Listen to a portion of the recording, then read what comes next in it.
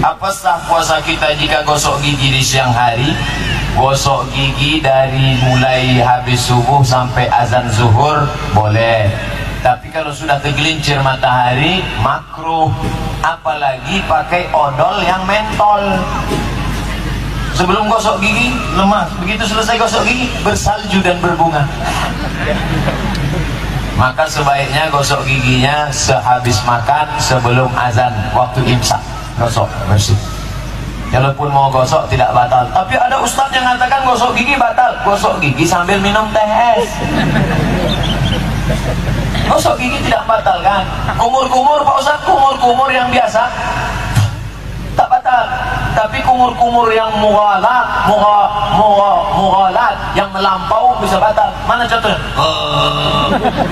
Sikit lagi mas.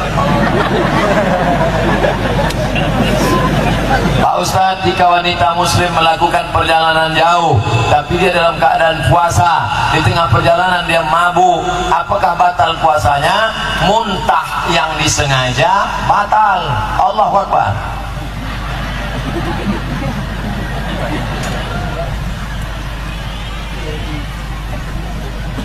Arti ini artinya kau yang pertama dan terakhir. Karena tahu nanti ibu ditanya sama bapak, bapak ditanya sama ibu, kenapa bapak tadi foto gini? Kau yang pertama dan terakhir adanya. Kalau kebetulan ada istrinya, kalau istrinya tak ada ditanya orang, kenapa kau gini? Baru satu. Sampai mana tadi? Hah? Kalau sengaja dikorek muntah batal, tapi kalau naik mobil mual dia. Bang, jangan dekat sini bang, jangan kenal. Aku asal nengok muka abang mau muntah. Sedihnya. Awak sangka dia selalu nengok mau sama awak. Awak mau dia mau. Awak mau sama dia, dia mau muntah. Dibuat. Bagaimana cara ibadah sholat dalam pesawat? Bagaimana menentukan arah kiblat? Panggillah pramugari. Hai, boleh abang numpang tanya kiblatnya di mana deh? Cari aja sendiri deh. Goncam pramugari. Pak, bapak kiblatnya di sana. Cara wuduknya di mana? Tayamum. Sapu dinding pesawat tuh. Nah, pukul, tepukkan ke wajah sekali. Habis itu ke tangan sekali. Tidak pakai kumur-kumur. Yang pula dimasukkan debu itu kumur. Satu tayamum untuk satu sholat. Duduklah di pesawat. Allahu Akbar. Waktu rukuknya agak bungkukkan badan. Allahu Akbar. Allahu liman hamidah. Saya melihat penumpang naik pesawat pakai baju kaos, pakai celana jeans, pakai earphone gaya metal. Saya tengok ini anak nih pasti dajjal. Pakai baju kaos, pakai celana jeans, gaya metal. Tiba-tiba dibukanya earphone-nya, digulungnya, diletakkannya di balik kursi, lalu diusapnya itu kursi, dia pun sholat. Allahu Akbar. Astagfirullahaladzim. Betapa aku sudah suuzon. Memang casingnya casing metal, tapi signalnya iman. Lebih baik orang casing metal tapi signal iman daripada baju koko isi setan. Waktu saya belanja pakaian, di samping saya ada bapak-bapak tua mencuri pakaian.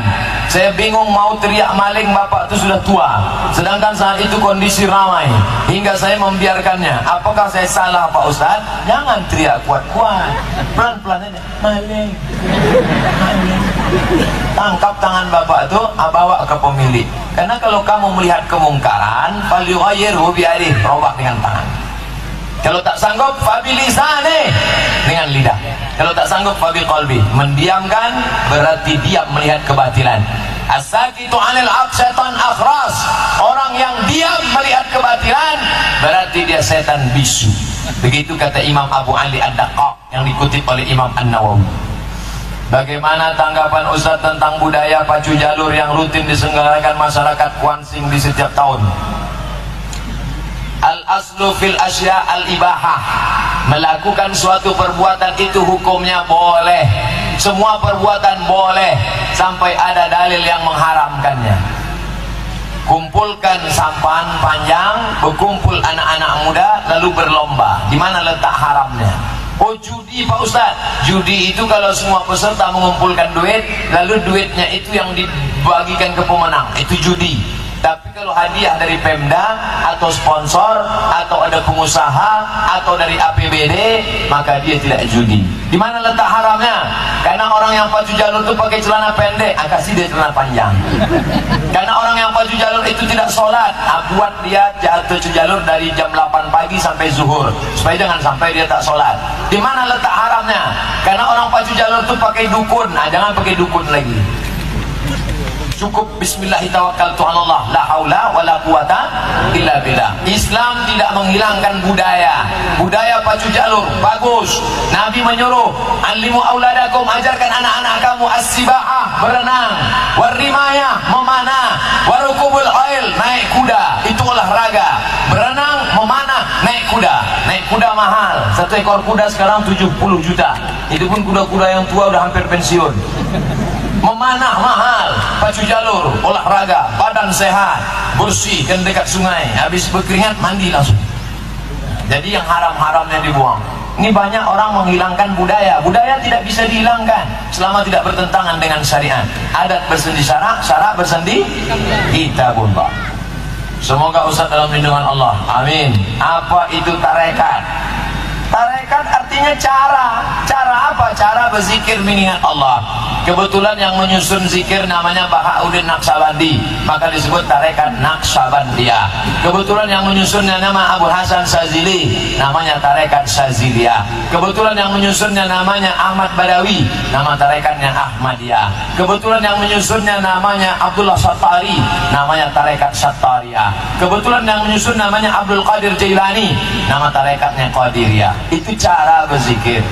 Ustadz ini mengajarkan Qadiriyah, ya ikut Abdul Qadir Jailani. Ustadz ini mengajarkan Naqsyabandiyah, ya ikut Naqsyabandi. Ustadz ini mengajarkan tarikat Qadiriyah wa Naqsyabandiyah, disusun oleh Syekh Khatib Sambas. Cara berzikir. Ustadz, apakah jamaah tabligh itu sesat? Di mana letak sesatnya? Karena orang banyak bilang begitu. Jamaah tabligh sesat karena berjubah, Nabi pakai jubah. Jamaah tabligh sesat karena berjenggot, Nabi pakai jenggot. Jamaah tabligh sesat karena bersorban, Nabi pakai sorban. Jamaah tabligh sesat karena selalu ngajak kami sholat. Hah? Asal mau azan diketuknya pintu rumah kami. Pak, ayo sholat Pak. Jangan ajak saya. Kamu belum lahir saya sudah sholat. Pandai pula kamu ngajak saya ya. Rupanya orang ini angkuh sombong. Yang mengajak ke rumah-rumah itu siapa? Itulah jamaah tabligh. Abdul Somad ini menceramahi orang yang udah baik-baik. Ini yang di depan saya ini baik-baik semua kan? Yang di belakang saya pun baik juga. Ini orang baik semua nih. Tapi ada orang yang tak baik, yang belum pengajian, yang di meja gaplet, meja domino, meja biliar. Itu yang ngajak siapa? Jamaah tabligh. Preman, tegap, rotot, bertatu. Datang jamaah tabligh, dipukulnya tatu ular kobra. Pak, ayo sholat, nanti bapak mati. Ini tato ini makan cacing tanah. Oh, ketakutan preman, obat deh. Bid'ah itu apa Pak Ustaz? Bid'ah itu perbuatan yang tidak ada dalilnya. Itulah bid'ah. Perbuatan tidak ada dalilnya, bid'ah. Selama ada dalilnya tak boleh membid'ahkan orang. Jangan baca Yasin malam Jumat. Jangan baca Yasin malam Jumat, karena perbuatan itu bid'ah. Lo baca Yasin kok bid'ah? Yasin itu Quran apa Quran? Quran. Baca Quran kenapa bid'ah? Kenapa dibaca malam Jumat? Karena hadis menyuruh, man qara'a Yasin fi lailatin, siapa yang baca Yasin pada suatu malam, asbaha maghfuran lah, waktu subuhnya dia sudah diampunkan Allah. Malam Jumat itu malam apa tak malam? Malam. Malam Senin, malam Selasa, malam Rabu, malam Kamis, malam Jumat. Bagusnya tiap malam. Karena tak sanggup tiap malam, pilihnya malam Jumat. Malam Jumat itu tak bisa, mati aja lah. Bagaimana cara mengkhusyukkan sholat sehingga tak mengingat hal-hal lain di saat sholat? Waktu wudhu khusyuk. Saat air masuk ke mulut, dosa keluar dari celah-celah mulut. Saat air menyiram muka, dosa keluar dari biji mata. Saat air menyiram tangan, dosa keluar dari celah tangan. Saat air menyusap kepala, dosa keluar sampai ke lubang-lubang telinga. Saat air menyiram kaki, dosa keluar dari celah kaki. Makanya jangan ngomong waktu wudhu. Ini ada orang sambil wudhu ngomong, terus sambil waktu sampai patahnya. Karena hati mulai rusak. Selesai wudhu, minta bersih hati sama Allah. Allahumma ja'alni minat tawabin, wa ja'alni minal mutatahhirin, wa ja'alni min ibadika salihin. Dari tempat wudhu ke dalam masjid jangan tasbih. Tasbih membunyi-bunyikan tangan, keretak. Jangan, karena rusak hati.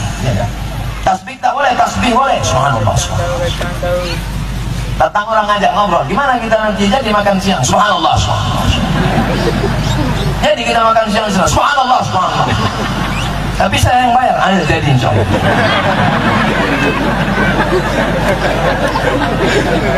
Nah, lalu kemudian sebelum sholat itu jaga.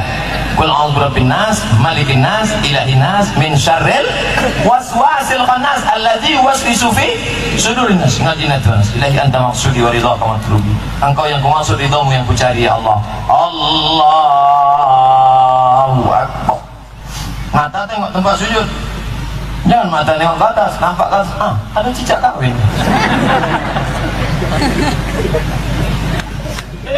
Mulut mengucap, hati mengingat. Connect mulut sama hati, maka mulut bergerak. Allahu Akbar kabira, walhamdulillah katsira. Mulut menyebut, hati connect antara mulut dengan hati. Udah agak-agak jauh, dekatkan balik. Udah agak-agak jauh, dekatkan balik. Macam meniti pematang tanah liat di tengah sawah. Udah agak-agak jatuh, naik balik. Agak jatuh, naik. Jangan jatuh masuk kolam, nanggung-nanggung ikan pula. Connect. Inna salati wa nusuki wa mahyaya la syarika lahu.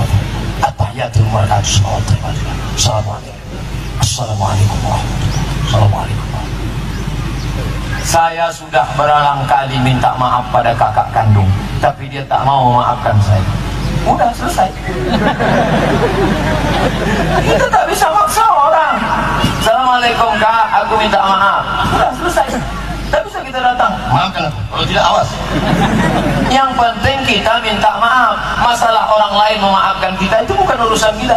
Bapak ibu sekalian, demikianlah tausiah ini saya sampaikan, mudah-mudahan berkah dan baik. Maukah bapak ibu maafkan saya? Dah selesai. Tak perlu saya tanya-tanya, udah maafkan saya? Udah maafkan saya? Maafkan ya? Kalau tidak awas ya. Kita aja minta maaf. Masalah orang lain maafkan kita atau tidak, tak perlu pula kita sebutkan, Pak maafkan saya Pak. Ya, kemarin saya bawa bini bapak 3 hari. Oh jangan, bawanya parang panjang.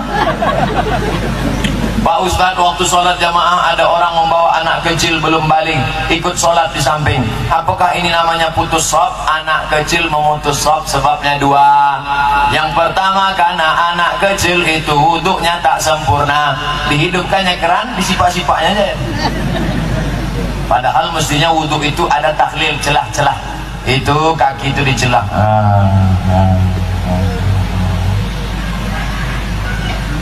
Nah, ini banyak wuduknya tak betul.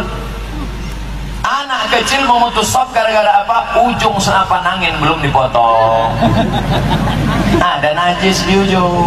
Makanya anak itu letak di belakang. Tak mungkin pula ada kita sediakan satu pintu kokam, satu pintu pansel, satu pintu polisi tentara meriksa siapa yang udah potong, siapa yang belum. Kau lah kau masuk. Ini belum sana. Salah-salah apa-apanya itu bukan. Apa sanksinya Pak Ustaz SPJ dana kantor fiktif? Kalau itu bukan hakmu, kau serahkan ke masjid. Ini bukan hak saya, tapi kalau saya balikkan ke negara, pimpinan saya pun tak mau nerima, bingung mau kemana. Serahkan ke masjid, panti jompo. Apa Pak, ambil aja, saya tanya-tanya.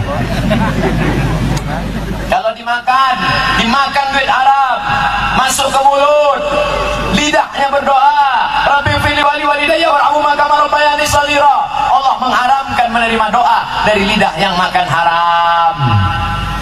Dibawa ke Makkah, duit haram, kumpul bawa ke Makkah. Labbaik Allahumma labbaik, labbaik Allahumma labbaik. Apa kata malaikat? La labbaik wala sa'daik. Kau tak dapat haji mabrur, saduka haram, karena kau berangkat dengan uang haram. Makanya bolak-balik ke Makkah tak ada perubahan. Heran saya tengok bapak tuh. Kemarin sebelum ke Makkah bercelana pendek, sekarang tak bercelana sama sekali. Apa sanksi orang yang tidak tepat janji? Munafik. Idza haddatsa kadzaba, kalau bicara dusta. Wa idza wa'ada akhlafa, kalau janji ingkar. Wa idza tumina khana, kalau diberi amanah berkhianat. Munafik, orang munafik apa balasannya? Innal munafiqina fid darkil asfali minan nar, tempatnya kerak api neraka jahanam. Apa hukumnya memakai uang orang lain, memakan uang lain? Haram, mesti kau balikkan. Kalau tak kau bayar di dunia, bayar di akhirat. Di akhirat nanti ada orang yang curang. Wa may yaghlul, siapa yang curang, ya'ti bima ghalla yaumal qiyamah, dia akan membawa kecurangannya nanti hari kiamat. Di akhirat nanti ada orang yang memikul kambing karena curang tak bayar zakat kambing. Ada yang mikul onta karena curang tak bayar zakat onta. Ada yang memikul Toyota Avanza plat merah. Masih keren kalau mikul mobil. Ada yang mati mikul bakwan karena waktu SMP dulu makan 3 bayar 1. Ada pula yang mikul salalawa. Segala kecuranganmu akan kau tengok di depan biji matamu. Faman ya'mal mithqala dzarratin khairan yara, akan kau tengok di depan matamu. Ini ada pula gambar saya. Serius dia. Bagaimana cara menghilangkan tradisi yang dicampur adukan dengan agama di lingkungan masyarakat? Masih ada orang di rumah masih bakar menyan. Katanya tak bakar menyan, bakar menyan. Datanglah Wali Songo bakar menyan. Wali Songo melarang bakar menyan. Datang Sunan Kalijogo, katanya bakar menyan kan untuk harum ruangan. Orang menyangka bakar menyan itu tradisi kita. Saya lihat di Mesir berkilo-kilo orang bakar menyan pagi-pagi di pasar. Tujuannya itu apa? Mengharumkan ruangan. Bapak kalau pergi ke rumah saya, di kamar ada saya simpan bukur. Nah itu saya bakar, asapnya untuk mengharumkan ruangan. Jadi kalau tujuannya untuk mengharumkan ruangan, boleh, tak apa-apa. Tapi kalau dianggapnya doa itu disampaikan oleh asap naik ke langit ketujuh, nah itu tak boleh.